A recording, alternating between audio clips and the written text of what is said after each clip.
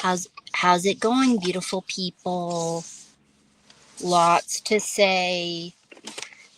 I have scrapped a lot of episodes and that has continued. I think what I'm going to do is just instead of slamming all the different topics into one episode, I'm just going to clip them. So that's what I finally devised. I wouldn't say that I'm getting better at simplifying anything that I talk about, but maybe just trying to use less words. So we'll see how this goes. In keeping it on a basic level, since I don't want to go into different lessons and stuff, I'm just going to basically talk about today of what I woke up with and what I was thinking about. And I really want to switch gears just in general of switch gears. It's always going to be about personal empowerment, of course, and mindset, but the different areas of my life, and not always being about being assertive and maybe talking about some funny stuff. Again, I don't know if I'm going to put it up again, but I was just talking about yesterday about needing to put more up comedic stuff and watching funny things. Actually, I found that What Is It Funny as Fuck with Kevin Hart, funny as AF on Netflix. And that had some funny stuff that made me laugh out loud. So I am finding some things that I can laugh about when there's not funny stuff in my daily life.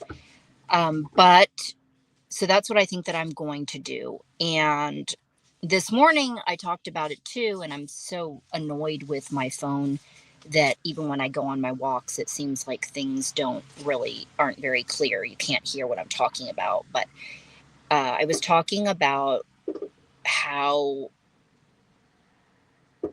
working in the food service industry and the first place that I started working at and all these stories that I have, basically you would have thought I would be an investigator or like an inspector or something, because I have so many things to say about it, not even like a cleanliness thing. It could be disorganization or my own lack of being efficient that annoys me, or counting things. And they have basically been in a few restaurants slash cafes, and then also the school district as the lunch lady, which sounds really funny.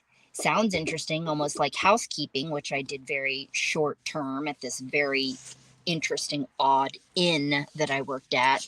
I do have different stories from these different jobs, but mostly I wanted to say in general, like when I was my first job, it was a Mongolian and Chinese restaurant in Illinois. And that's where I first started learning like how to speak like basic level Spanish. And I'm just so thankful for it because I've been able to utilize it over the past like 25 years. And I love it and so close to English. And I really wish like if I'd focused more on languages, I could have gotten really fluent in Spanish and probably Thai and Portuguese. I should know more of. So these are the parts of the stories that I want to share with you in my life that's not always specific to self-defense. They're just my life experience. And looking back, if we were to ask ourselves, like, what has our life experience taught us?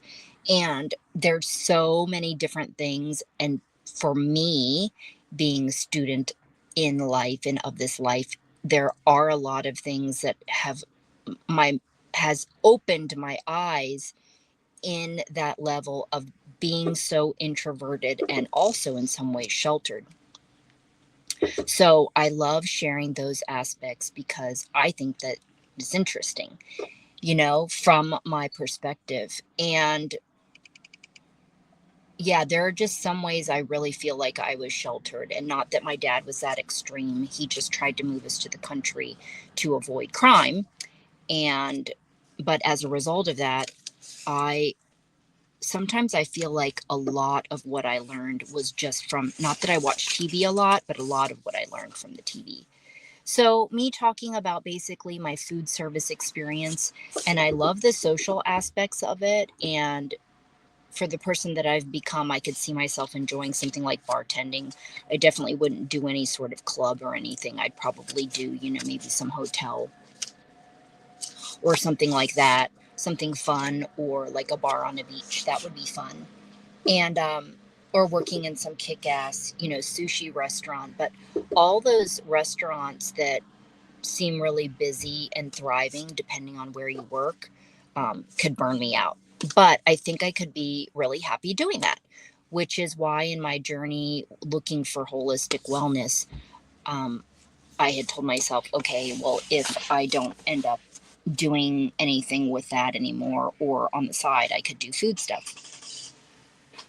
So I like it when you learn to find out too the diversity of the different things. Like for me, I need to be in a place that's either where I can grow, kind of like in life, right? Challenged by people, places, things, and different aspects, like me learning very temporarily working at Target and being like, okay, well, I would like this and I would like that. And I like it that those jobs seemed really simple for me. While aesthetics can be also really simple, there's a lot of stuff you kind of have to know when you get into doing different treatments and peels on the face, and you got to know about the skin.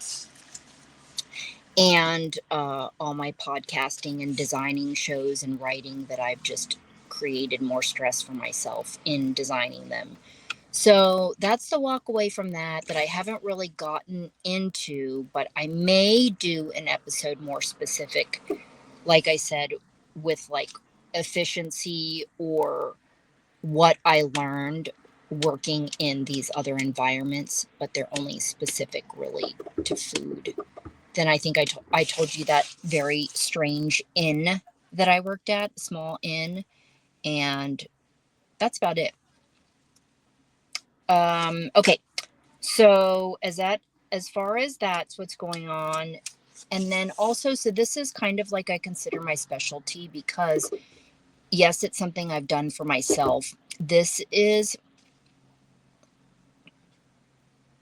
Okay, so I think what I'm going to do is I'm going to briefly stop right here and I'm going to go into the next topic, which is basically talking about the different methods and ways out there to pray. Okay, and because I am switching gears completely from what I was just talking about. So I'll meet you in the next video. Okay, bye.